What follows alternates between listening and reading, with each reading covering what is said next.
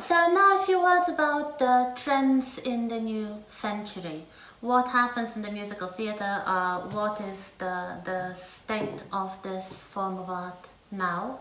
So in the first years of the 21st century, all these things that we have discussed so far were still in operation. Of course, there have been revivals. There have been revivals of anything that the producers considered would bring them profit, all the way back to early Broadway, all the way back to Cole Porter and Anything Goes and such titles. There were quite a lot of revivals of popular shows such as Chorus Line, Fiddler on the Roof, we are going to watch that, South Pacific, Hair, West Side Story, you name it. Any successful show from the previous decades could easily be revived. However, if they wanted to keep the mega musicals going, the common practice was to stage the so-called replica productions. This is a new invention of the mega musical era. That is, it became legally binding that if some theatre wanted to stage a mega musical such as Les Miserables or The Phantom, they needed to rent out the entire production, not just the score, not just the music and the lyrics, and experiment perhaps with the sets and the directions. No, with the mega musicals, the common practice was to do a replica production, that is everything, including stage directions and costumes and sets, had to be exactly the same as in the original production.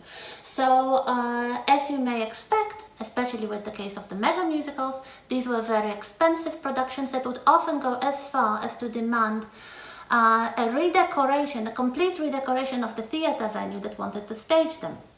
So some people thought it was a detriment towards musical as a genre, that it was excessively commercialized, that it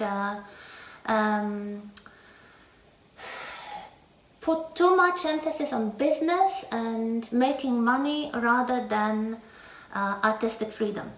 So some creative people started doing smaller, usually modest budgeted musicals, sometimes featuring something completely new, unusual, and often sometimes even shocking. So we have the shows like Urinetown, which is, if you know it, a version of Les Miserables, staged in some sort of dystopian city in which toilets are very heavily taxed. Yes, watch it.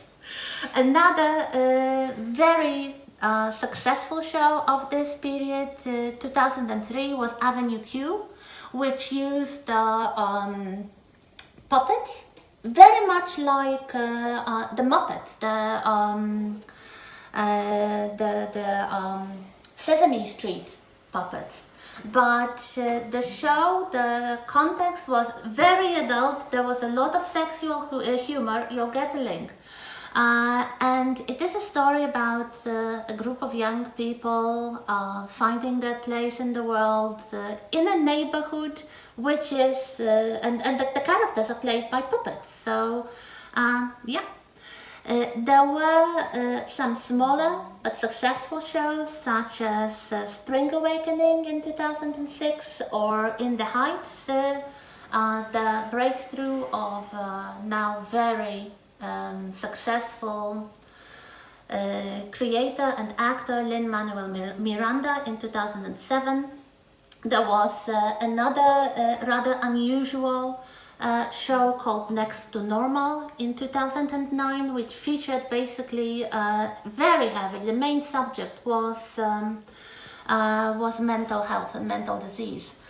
So you wouldn't really put it in a musical earlier on. This wasn't subject for a musical, but suddenly in the early years of the 21st century, it became a good subject for a musical, like any other.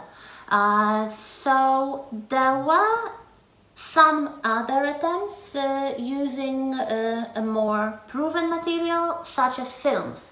So we have, of course, a wave of popular stage musicals being adapted to the screen. It starts basically with Chicago. Then there were stage versions of either film musicals, such as The Producers or Hairspray, or musicalized stage versions of the films that were not originally musicals. The best example here is Legally Blonde. It was a comedy, but with no singing. The stage version is a musical. Similar thing with, for example, The Color Purple, or Billy Elliot, which was a show about a little boy who wanted to do ballet, but it wasn't a musical. The stage version with music by Elton John, the creator of The Lion King, was strictly a musical. So this is a new thing, using films which were not musicals to make stage musicals. So that's what we have. Another thing I mentioned before are jukebox musicals. So musicals featuring the songs that the audience already knew. Sometimes there was a big fan base. So for example, the show called We Will Rock You from 2002 was based on the songs of Queen. It was not a story of Queen. There were many jukebox musicals were actually stories of the performers who made the songs famous. Probably the best known example is Jersey Boys from 2006, based on the life stories and creative career of the group called the Four Seasons. But there were many such shows. We don't really need to get you through all of them, but generally there were quite a lot of them. And then new media, television, the internet started taking advantage of the musicals. So it's not only films. Yes, I mentioned that there were quite a lot of films adapting the successful stage shows for the big screen, but there were TV musicals, sometimes versions of well-known titles, such as Annie. There was a version of Annie made in 1999. There was a version of South Pacific in 2001. This still happened, but there were things like High School Musical. So made for television musical productions. It had several sequels. It was a good success, especially among the younger generation of viewers. Many television shows started having episodes, not entire shows, but individual episodes made as a musical. So shows like, very popular shows from the 90s, from the turn of the century, Ally McBeal, Xena the Warrior Princess, Buffy the Vampire Slayer, and many more started having individual episodes made to look like musicals. The Simpsons, Family Guy, South Park, Hannah Montana, you do have quite a lot of that. There were also musical TV series. The most famous of them, of course, is Glee, about a high school choir that featured mostly well-known songs in innovative arrangements. As I mentioned, the internet, a completely new medium at the turn of the century, started taking advantage of the musical as a genre. You may be familiar with Neil Patrick Harris's internet musical show called Dr. Horrible's Sing-Along Blog. If you don't know it, watch it. It's very funny. It's about a kind of super villain who wants to be the worst villain ever. Neil Patrick Harris, one of the great stars of both television and musical theatre, here in the featuring role. And the last thing I would like to mention is talent shows, talent competitions featuring musicals, especially popular in Britain, featuring some famous people like Andrew Lloyd Webber, who hosted, for example, a show which was called "How Do We Solve a Problem Like Maria?" If you remember, this is a quotation from The Sound of Music, because they were auditioning actresses to star as Maria in the new production of The Sound of Music. So it's like a talent show. It's like, Strictly Come Dancing or something. You have competitors, mostly amateurs or still unknown professionals, competing for a starring role in a musical. They did the same thing for another musical by Andrew Lloyd Webber, Joseph and the Amazing Technicolor Dreamcoat. The title of this show was Any Dream Will Do, again taken from one of the songs. So Andrew Lloyd Webber started being not only the composer but also the producer of shows. He produced The Wizard of Oz, he produced, as I said, The Sound of Music. There were other shows that used this format. So they did a talent show for Grease, they did a talent show for Legally Blonde, they did a talent show for Oliver, for the revival of Oliver. So this is something that put the musical theatre to the new level. So even the creative process, like the casting, became a kind of show in its own right. So this is really what happens. And now in the second decade of the 19th century, we have quite a lot of new shows using all these formats. There are quite a lot of shows based on films, like, Clueless and Heathers and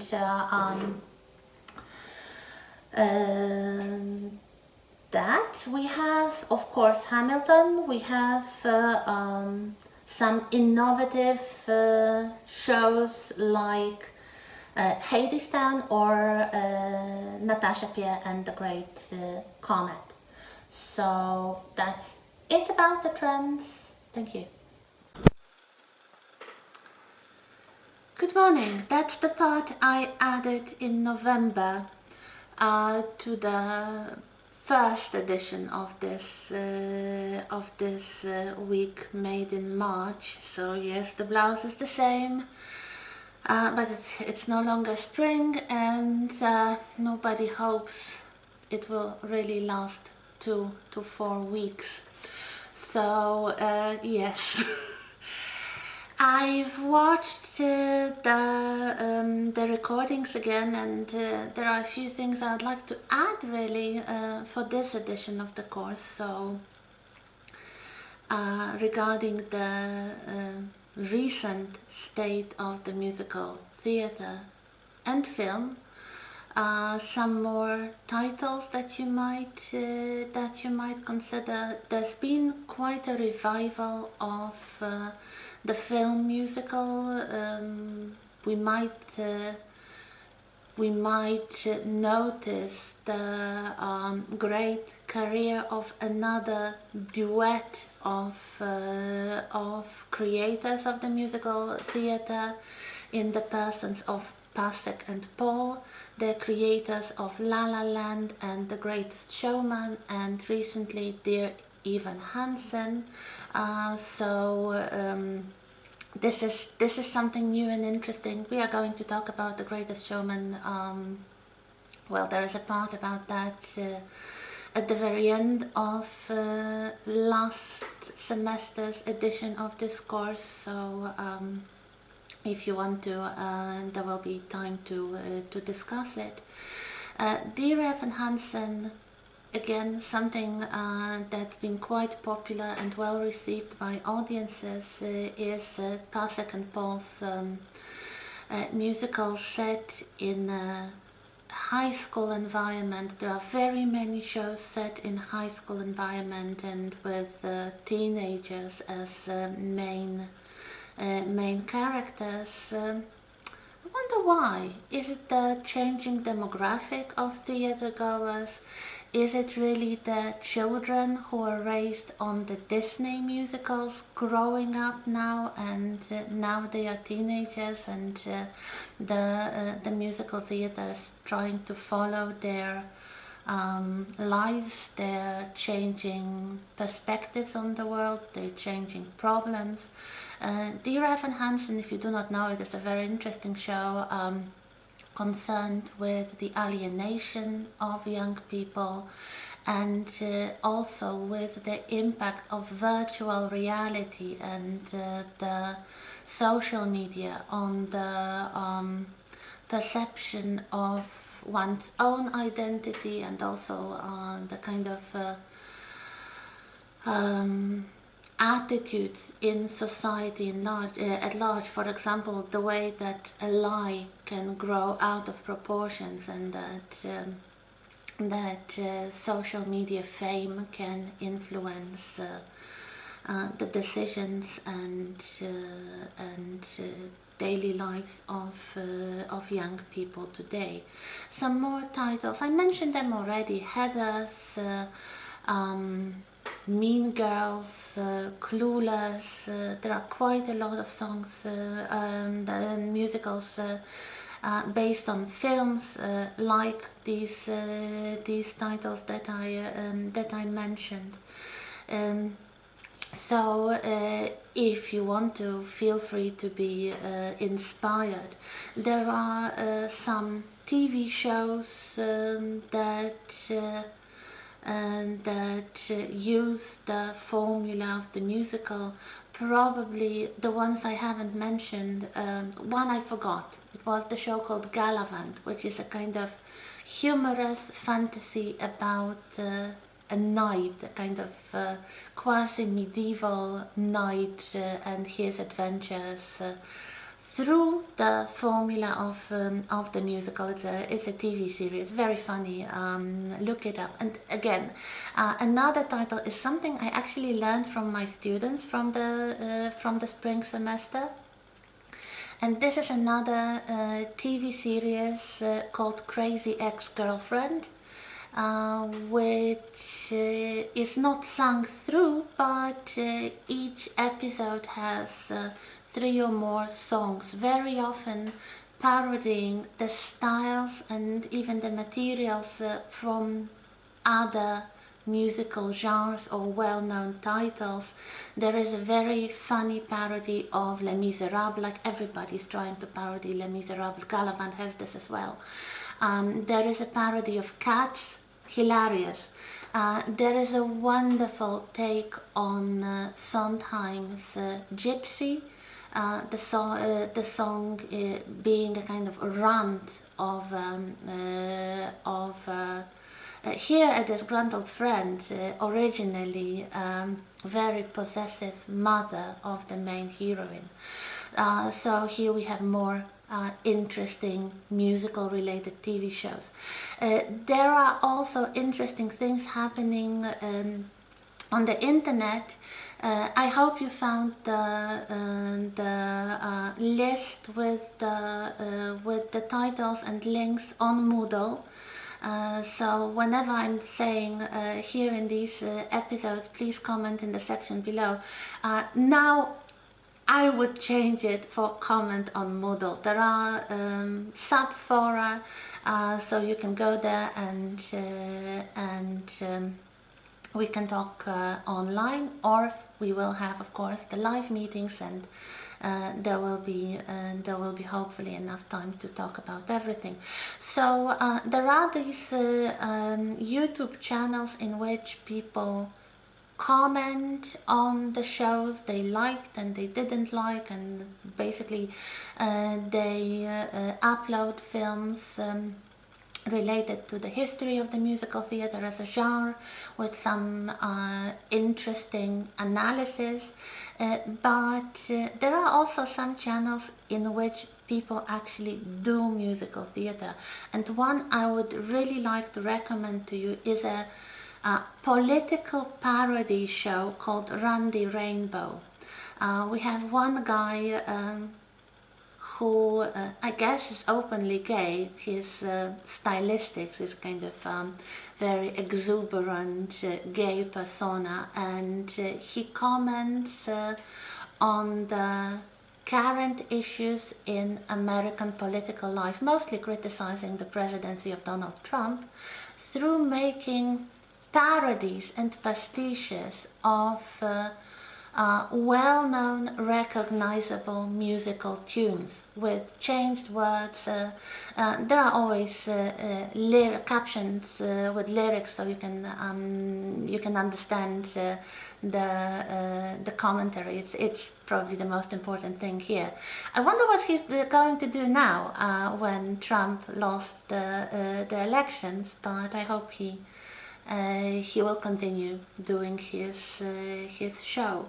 So I'll add something to the part on Cats. I hope you've seen the